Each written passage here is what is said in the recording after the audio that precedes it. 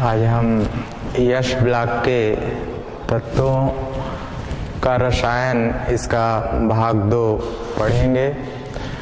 और सबसे पहले यश ब्लॉक के तत्वों की स्थिति हम आवर्त सारणी में देखेंगे।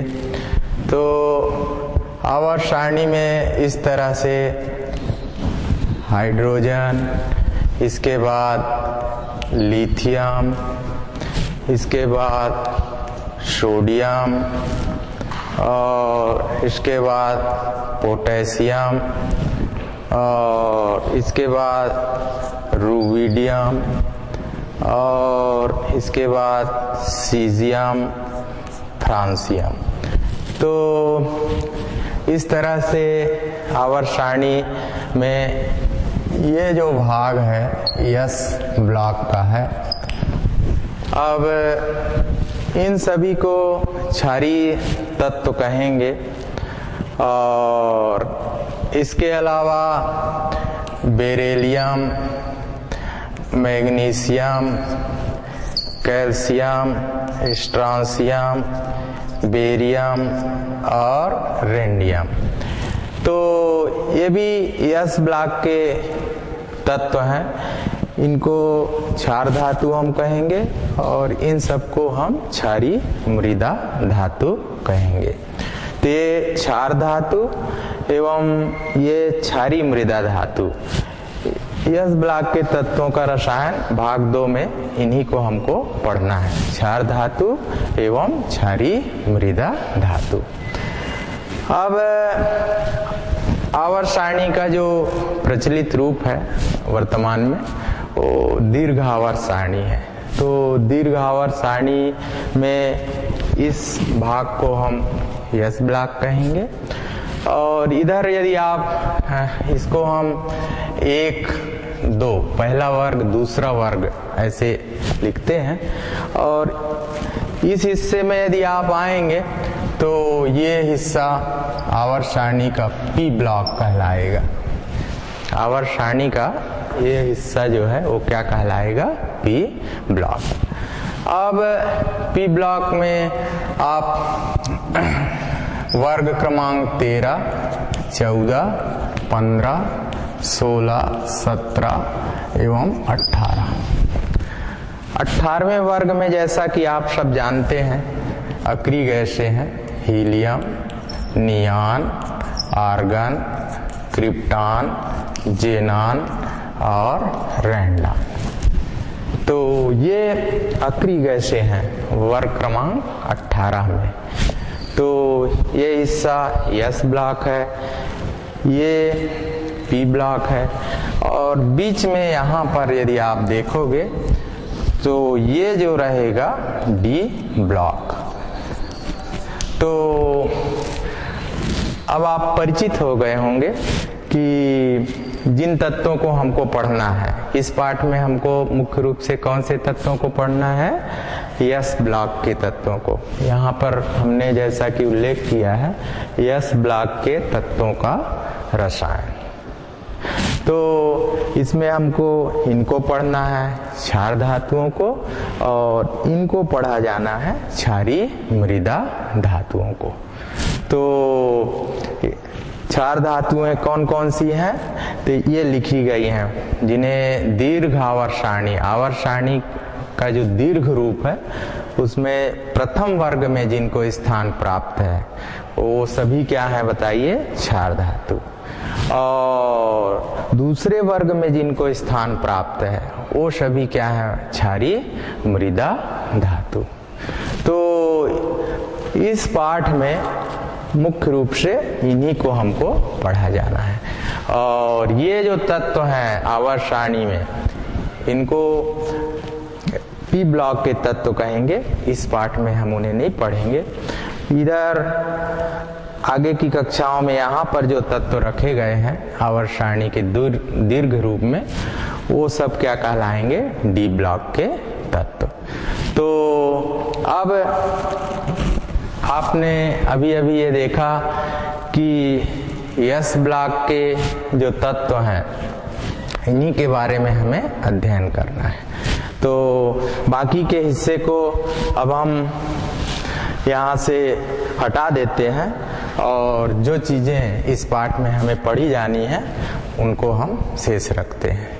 तो आप समझ गए होंगे कि हमको इन तत्वों के बारे में पढ़ा जाना है और दूसरा इन तत्वों के बारे में।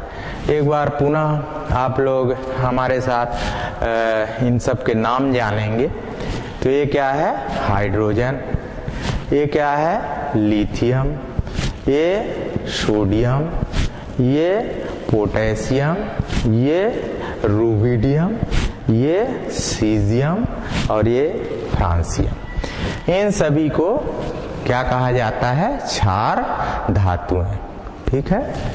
अब इसके बाद वर्ग 2 आवर्त सारणी के दीर्घ रूप में वर्ग 2 में जिन तत्वों को रखा गया है ये, इन सभी को हम क्या नाम से जानेंगे? क्षारीय मृदा धातु। तो मुख्य रूप से यस ब्लॉक के तत्वों में हम किसको पढ़ेंगे? क्षार धातुओं को। और दूसरा हम किसको पढ़ेंगे? क्षारीय मृदा धातुएं। तो इन दोनों को इस पाठ में हम पढ़ेंगे। किसको किसको बताइए? क्षार धातुएं और दूसरा कौन सा है? क्षारीय मृदा धातु। अब क्षार धातुएं कौन कौन सी है? तो आवर्त सारणी के दीर्घ रूप में वर्ग 1 में जिन्हें रखा गया है, ठीक है, तो वे सभी क्या है? क्षार धातु। और वर्ग 2 में जिन्हें रखा गया है आवर्त सारणी के दीर्घ रूप में, वे सभी क्या है? क्षारीय मृदा धातु है। तो क्रमशः अब इनको भी हम यहाँ से हटा देते हैं। किसको बताइए? क्षारीय मृदा धातुओं। अब हम शुरू में इस पाठ के इन्हीं सबको अध्ययन करेंगे और वे सब क्या है बताइए? क्षार धातुएं। तो जैसा कि आप देख रहे हैं कि एक आवर्त सारणी में हमने देखा कि यस ब्लॉक के तत्वों की स्थिति क्या है, हाँ? फिर हम ये जाने कि यस ब्लॉक के तत्व आवर्त सारणी के इस ओर स्थित हैं, मध्य में डी ब्लॉक के तत्व हैं, इस ओर पी ब्लॉक के तत्व हैं। अब यस ब्लॉक के जो तत्व हैं, यस ब्लॉक यहाँ पर है और इसमें जो तत्व हैं वर्ग 1 में क्षार धातु है, वर्ग 2 में कौन है? क्षारीय मृदा। तो सबसे पहले हम जिनका अध्ययन करेंगे वे कौन है बताइए? क्षार धातुएं। तो क्षार धातुएं ये सब हैं। तो क्षार धातुओं की यदि हम बात करें तो इनमें इलेक्ट्रॉन जो है, इलेक्ट्रॉन N(S)(1) या N(S)(2) में प्रविष्ट होता है, ठीक है। इलेक्ट्रॉन कहाँ रहता है बताइए? N(S)(1) और N(S)(2) में। जैसे हम इसकी बात करते हैं, हाइड्रोजन की भी यदि हम बात करें तो 1s1, ठीक है। लिथियम की बात करें तो इसमें भी क्या होगा? 1s2 और 2s1। तो ये देखिए जितने भी तत्व हैं, यदि आप सोडियम का इलेक्ट्रॉनिक विन्यास लिखें तो 1s2, 2s2, 2p6, 3s1। तो जैसा कि हम कह रहे हैं कि इनमें इलेक्ट्रॉन कहाँ जाता है? N(S)(1) में। N बदलते रहेगा, कभी 1 होगा, कभी 2 होगा, कभी क्या होगा? 3। तो N जो है, N का मान परिवर्तित होगा और ये S कोश में, S में इलेक्ट्रॉन जो है उपस्थित रहता है। तो कुल मिला के इनका इलेक्ट्रॉनिक विन्यास, सामान्य इलेक्ट्रॉनिक विन्यास N(S)(1) या N(S)(2) होगा। N(S)(2) किसके लिए होगा? जिन तत्वों को हम बाद में पढ़ेंगे, जिन्हें हम क्षारीय मृदा धातु कहेंगे। तो ये है क्षार धातुएं और उनका इलेक्ट्रॉनिक विन्यास। अब इसमें से आप किसी का भी लिख कर देख सकते हैं। हाइड्रोजन का इलेक्ट्रॉनिक विन्यास ये हुआ, लिथियम का ये हुआ, सोडियम का ये आपके सामने लिखा है। जैसे हाइड्रोजन का परमाणु क्रमांक है 1, लिथियम का कितना है 3, सोडियम का कितना है 11। तो 1 हुआ मतलब ये, 3 हुआ मतलब 2 और 1 3, 11 हुआ मतलब 2 2 4 और 6 4 10 और 1 11। तो कुल मिलाकर इनका जो सामान्य इलेक्ट्रॉनिक विन्यास है, जनरल जो है, वो NS1 या NS2 इस तरह से लिखा जाएगा। तो यस ब्लॉक के तत्वों में सबसे पहले हम किसको पढ़ रहे हैं बताइए? क्षार धातुएं। क्षार धातुएं कौन कौन सी हैं? ये वर्ग 1 में जिन्हें स्थान प्राप्त है, ठीक है। और इनका इलेक्ट्रॉनिक विन्यास हम पढ़े, तो इनका इलेक्ट्रॉनिक विन्यास NS1 और NS2 होगा, ठीक है। तो कैसे होगा? तो आपने देखा कि इनके यस कोश अपूर्ण है ना। जैसे हाइड्रोजन की बात करोगे तो भी यस कोश अपूर्ण है, लिथियम में यस कोश अपूर्ण है, सोडियम में यस कोश है। अब आप पोटेशियम जिसका 19 है, तो उसको भी यदि आप लिखोगे तो उसमें भी आप पाओगे कि उसमें भी ऐसा रहेगा, 4 या चौथा यस कक्षक जो है वो क्या रहेगा? अपूर्ण रहेगा, ठीक है। तो यस ब्लॉक के तत्वों में आज हम किसको पढ़ रहे हैं? क्षार धातुओं को। किसको पढ़ रहे हैं? क्षार धातुओं को। और क्षार धातुओं में आप देख रहे हो कि किस तरह से इनका इलेक्ट्रॉनिक विन्यास होगा। तो इसके बाद अब हम आगे बढ़ते हैं। इनका परिचय आप लोगों ने प्राप्त किया क्षार धातु में, और इन्हें जो प्रथम वर्ग में स्थान प्राप्त है। अब हम इन क्षार धातुओं के प्रचुरता की बात करेंगे। प्रचुरता एवं प्राप्ति। किसकी बात करेंगे बताइए? प्रचुरता एवं प्राप्ति। इससे पहले जो हम पढ़े थे उसको आप क्या कहोगे? परिचय। क्या कहोगे जी?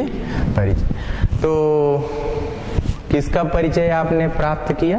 क्षार धातुओं का। और अब हम जो क्षार धातुओं के बारे में पढ़ने जा रहे हैं वो है प्रचुरता एवं प्राप्ति। क्या पढ़ने जा रहे हैं? प्रचुरता एवं प्राप्ति। तो क्षार धातुएं प्रकृति में मुक्त अवस्था में नहीं पाई जाती, मुक्त अवस्था में नहीं पाई जाती। तो आपने देखा क्षार धातुएं जो हैं प्रकृति में वातावरण में मुक्त अवस्था में नहीं पाई जाती। क्यों नहीं पाई जाती हैं बताइए? कि इन लोग अधिक क्रियाशील होते हैं। कैसे होते हैं बताइए? अधिक क्रियाशील। क्षार धातुएं क्या होती हैं बताइए? अधिक क्रियाशील। सोडियम आपने सुना होगा, सोडियम वातावरण में बहुत तेजी से क्रिया करता है वायु के साथ, हाँ। तो यही कह रहे हैं कि क्षार धातुएं प्रकृति में मुक्त अवस्था में नहीं रहेंगी। क्यों नहीं रहेंगी? वो अधिक क्रियाशील होंगी। तो किस रूप में पाई जाती हैं बताइए? तो हेलाइट के रूप में पाई जाती हैं, सल्फेट के रूप में पाई जाती हैं, कार्बोनेट के रूप में पाई जाती हैं। अब आप हेलाइट के रूप में कैसे पाई जाती हैं जानना चाहेंगे तो सोडियम क्लोराइड। सल्फेट के रूप में कैसे पाई जाती हैं तो Na2SO4। कार्बोनेट के रूप में Na2CO3। ठीक है। तो एक क्षार धातु जो है सोडियम, उसके बारे में हमने पहले प्राप्त किया, क्या बताइए? परिचय। सभी क्षार धातुओं को हमने जाना कि आवर्त सारणी के दीर्घ रूप में वर्ग क्रमांक 1 में इन्हें स्थान मिला है। ठीक है। फिर हमने परिचय इनका देखा, इनका इलेक्ट्रॉनिक विन्यास NS1 है ना। अब हम पढ़ रहे हैं कि इनकी प्रचुरता एवं प्राप्ति। तो आप ये देख रहे हैं कि इन्हें मुक्त अवस्था में ये नहीं पाई जाती हैं।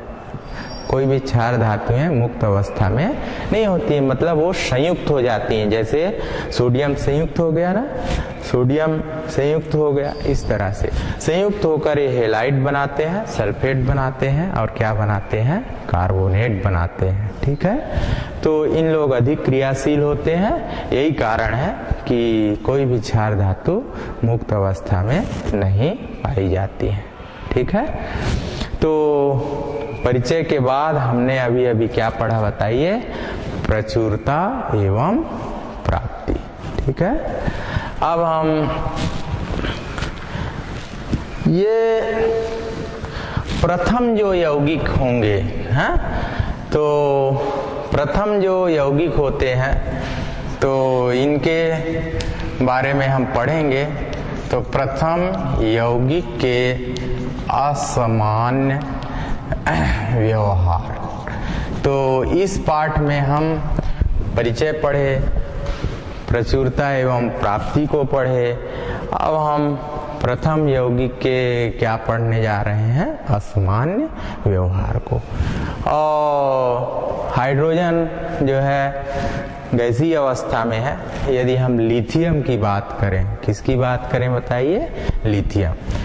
तो लिथियम जो है इसको हम प्रथम यौगिक के रूप में यदि हम पढ़ रहे हैं तो इसके कुछ लक्षण होंगे।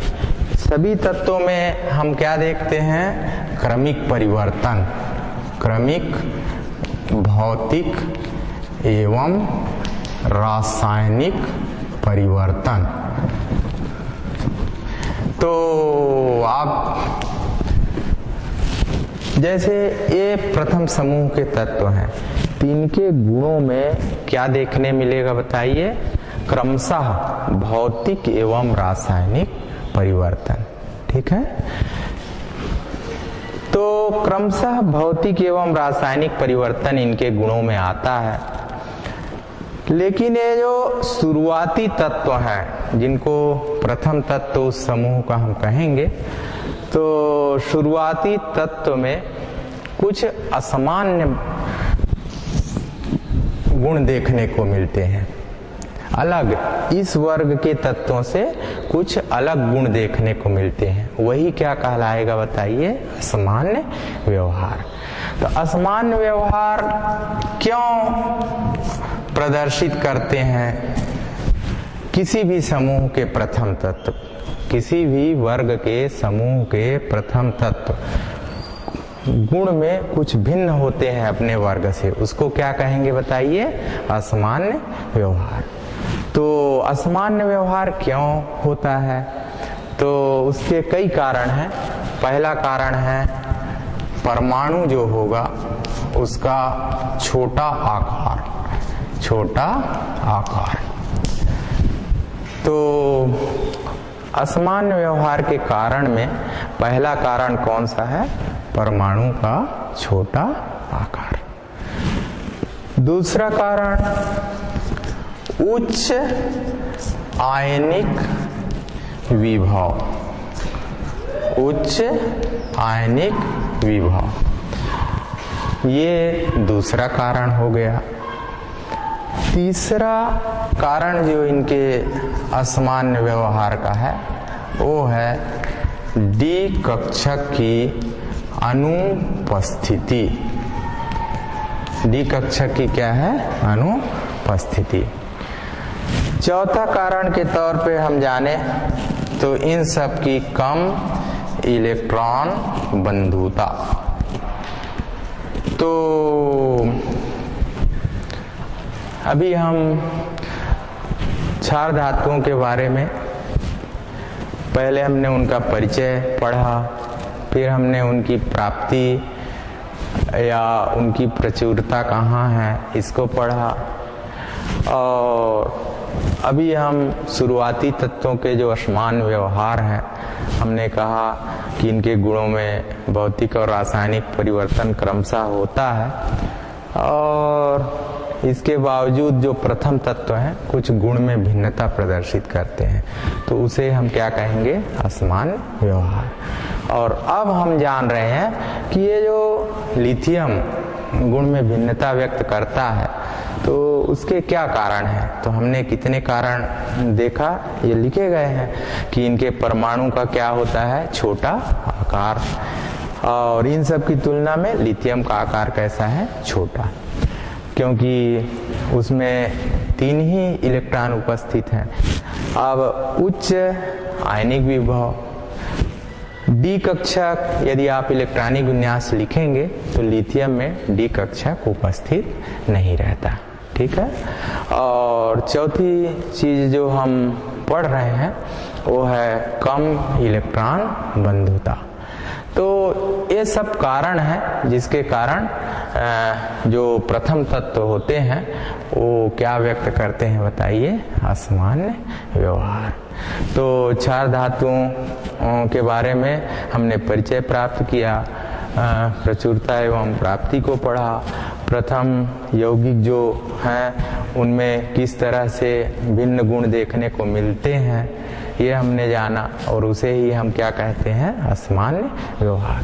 और असामान्य व्यवहार यदि व्यक्त करते हैं किसी भी समूह के प्रथम तत्व तो उसके क्या कारण होते हैं, तो आप सदैव परिचित रहिए कि शुरुआती तत्वों के परमाणु का आकार कैसा रहेगा, छोटा, और उच्च आयनिक विभव व्यक्त करते हैं इन सब तत्व, डी कक्षक इनमें पाया नहीं जाएगा, और इन सब की जो इलेक्ट्रॉन बंधुता है वो क्या रहेगी, कम रहती है, ठीक है। तो ये हुआ यस ब्लॉक के तत्वों के बारे में, और अब हम इनके बारे में एक और घटना इसको हम पढ़ने जा रहे हैं, वो है विकर्ण संबंध। विकर्ण संबंध, तो ये पहली चीज पढ़ी गई, ये दूसरी और तीसरी जो अभी हम लोग पढ़े असामान्य व्यवहार, और अभी अब हम पढ़ने जा रहे हैं वो क्या है, बताइए, विकर्ण संबंध। विकर्ण संबंध या इसको प्रचलित रूप से डायगोनल रिलेशनशिप कहेंगे, तो इसके बारे में हम पढ़ेंगे।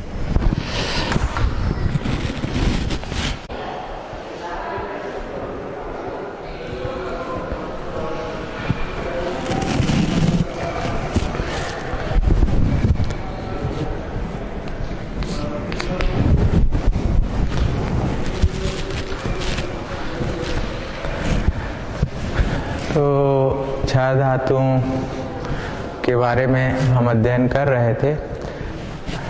आप सभी ने 6 धातुओं का परिचय पढ़ा, 4 धातुओं की प्रचुरता एवं प्राप्ति को पढ़ा,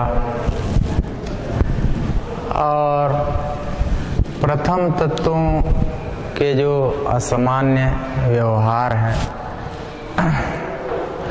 इसको हम पूरी तरह से कहें कि प्रथम तत्वों के असामान्य व्यवहार। तो इसके बारे में हमने प्रथम तत्वों के असामान्य व्यवहार लिथियम तत्व को लेकर अध्ययन किया, और अब रही बात विकर्ण संबंध, डायगोनल रिलेशनशिप, इसके बारे में अब हम पढ़ने जा रहे हैं। तो इसके बारे में हम ऐसा कहेंगे कि प्रायः देखा गया है तो कि क्या है कि द्वितीय जो आवर्त के तत्व हैं अगले समूह के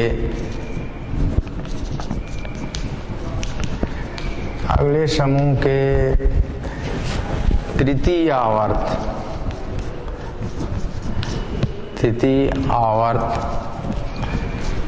के तत्व के साथ गुण में समानता व्यक्त करते हैं। तो इसे ही हम क्या कहते हैं, विकर्ण संबंध। तो थोड़ा सा हम इसकी सहायता से जानते हैं कि द्वितीय आवर्त यदि हम देखें तो यहाँ पर आप जैसे लिथियम को देखोगे, बेरिलियम को देखोगे, और लिथियम के साथ कौन स्थित है? सोडियम। बेरिलियम के साथ कौन स्थित है? मैग्नीशियम। बोरान के साथ कौन स्थित है? एल्यूमिनियम। तो ये द्वितीय आवर्त हुआ और ये तृतीय आवर्त। अब मान लीजिए ये प्रथम समूह है, ये जो है द्वितीय समूह है, ये जो है 12वां समूह।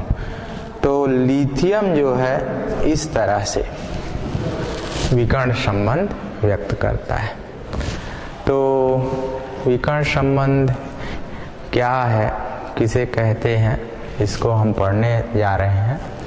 तो विकर्ण संबंध को हम ऐसे कह सकते हैं कि प्रायः देखा गया है कि ये जो द्वितीय आवर्त के तत्व हैं, अगले समूह के, जैसे ये समूह नहीं, अगला समूह, अगले समूह के तृतीय आवर्त के तत्व के साथ गुण में समानता, सिमिलरिटी व्यक्त करते हैं, और इसी को हम क्या कहते हैं? विकर्ण संबंध।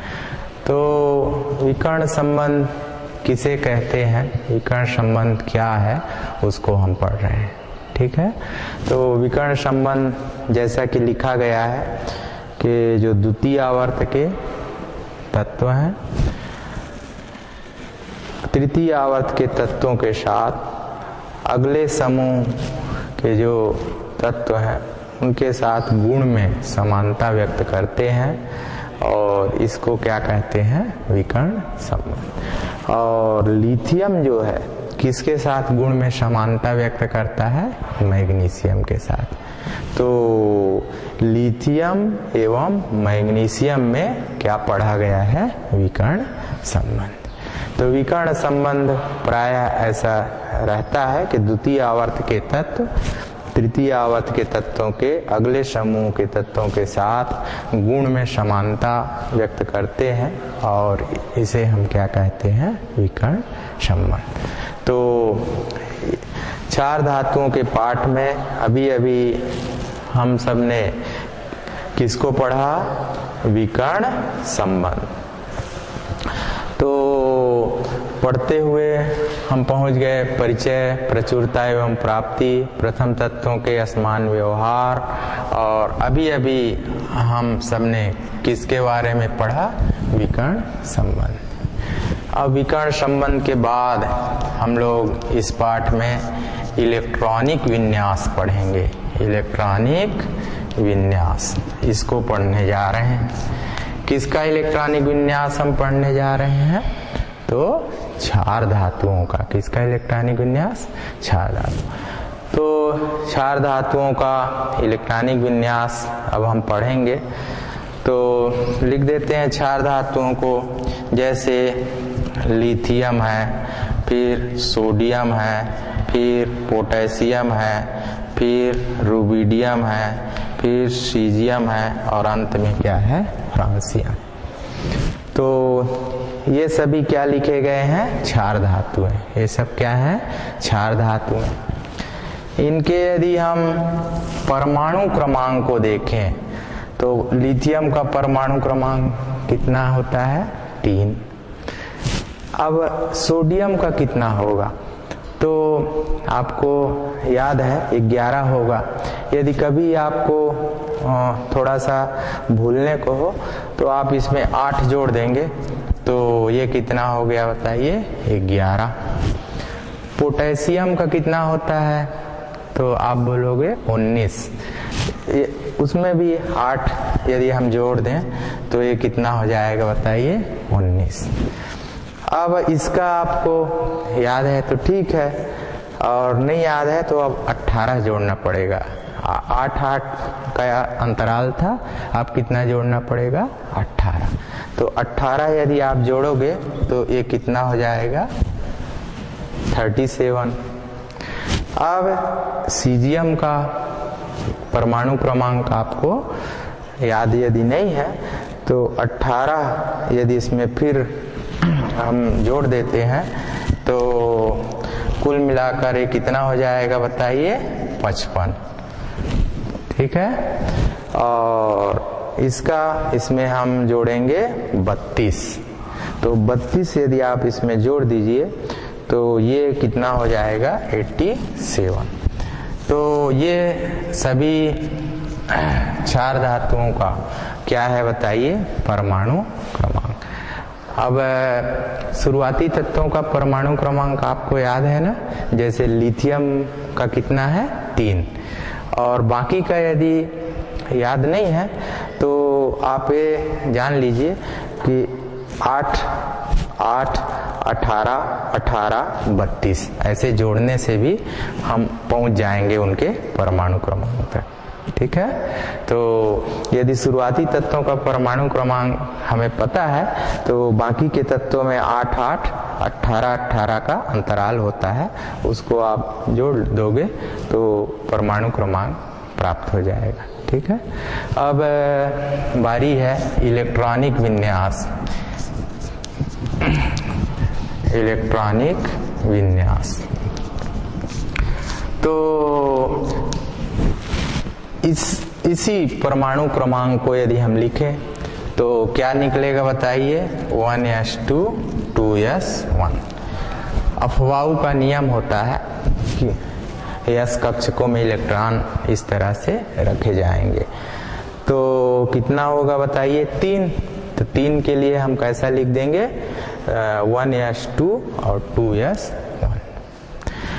और इसको यदि हम लिखेंगे तो कैसा हो जाएगा 1s2 2s2 और 2p6 और 3s1। तो 2 2 4 6 4 10 और 1 कितना हो गया 11। समरूपता भी दिख रही है कि इसमें भी s कक्षक अपूर्ण है, इसमें भी s कक्षक कैसा है अपूर्ण है। ठीक है, अब पोटेशियम का यदि आप लिखोगे तो बढ़ते जाओगे तो आपको क्या देखने मिलेगा बताइए इधर 1s2 2s2 2p6 3s2 3p6 और 4s1।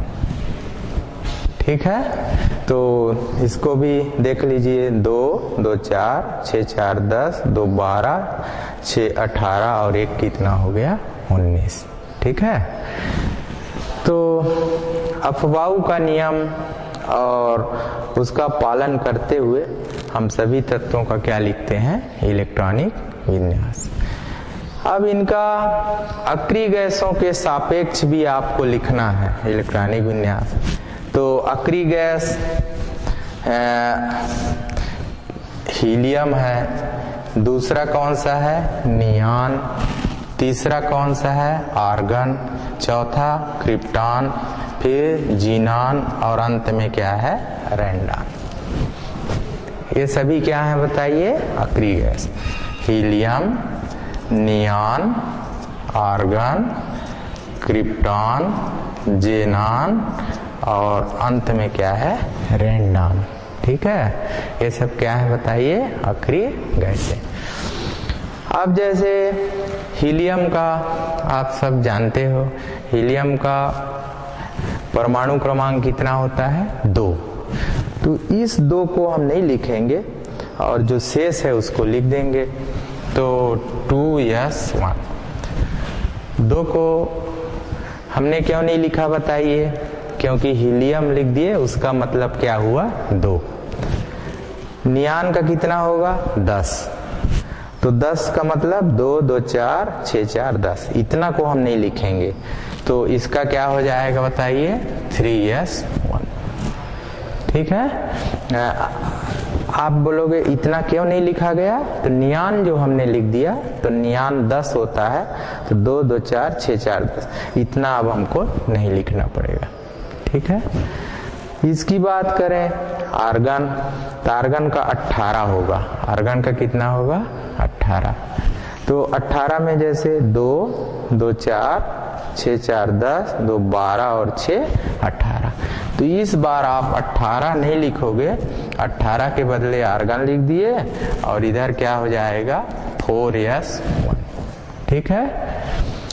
अब एक ही वर्ग के तत्व हैं, एक ही समूह के तत्व हैं, तो गुणों में क्रमिक परिवर्तन होगा। क्रमिक परिवर्तन जैसे इसका है 2s1, इसका क्या है 3s1, तो इसका क्या है 4, तो इसका क्या हो जाएगा? आप समझ गए होंगे कि इसका होगा 5s1। इसका क्या हो जाएगा बताइए? 6s1। इसका क्या हो जाएगा बताइए? 7s। ठीक है। तो गुणों में क्या होता है? क्रमिक परिवर्तन। तो अभी इलेक्ट्रॉनिक विन्यास को हम पढ़ रहे हैं। कौन से तत्वों का इलेक्ट्रॉनिक विन्यास पढ़ रहे हैं? क्षारधातु। तो कौन कौन से हैं? Lithium, sodium, potassium, rubidium, caesium और फ्रांसियम। तो इन सब का हमने परमाणु क्रमांक देखा और उस परमाणु क्रमांक को अफबाउ नियम से हमने लिखा। ये इलेक्ट्रॉनिक विन्यास हमने अफबाउ के नियम का पालन करते हुए लिखा। ठीक है। और ये अक्रिय गैसों के साथ हमने उन सब का इलेक्ट्रॉनिक विन्यास लिखा। किसके साथ लिखा गया बताइए? अक्रिय गैस। अब आप अक्रिय गैसों का यदि हीलियम का जानते हो 2 होता है, तो इसमें 8 जोड़ दोगे 10 होगा। हाँ, इसमें भी 8 जोड़ दोगे तो कितना होगा? 18। इसमें भी 18 जोड़ोगे, हाँ 36, इसमें 18 और अंतिम तत्व में आप कितना योग करोगे? 32। तो इस तरह से यदि हम शुरुआती तत्वों का इलेक्ट्रॉनिक विन्यास जानते हैं तो बाद के तत्वों का इलेक्ट्रॉनिक विन्यास हम ज्ञात कर सकते हैं। ठीक है। तो क्षार धातुओं के बारे में परिचय, प्रचुरता एवं प्राप्ति, विकर्ण संबंध, इलेक्ट्रॉनिक विन्यास जिसे अभी अभी पढ़ा गया, इतनी चीज़ों को हमने पूरा किया। और इसके बाद जो भी तत्व हैं और इनके क्या इलेक्ट्रॉनिक विन्यास है उसको हम किसकी सहायता से पूर्ण कर सकते हैं? अफबाउ नियम की सहायता से पूर्ण कर सकते हैं।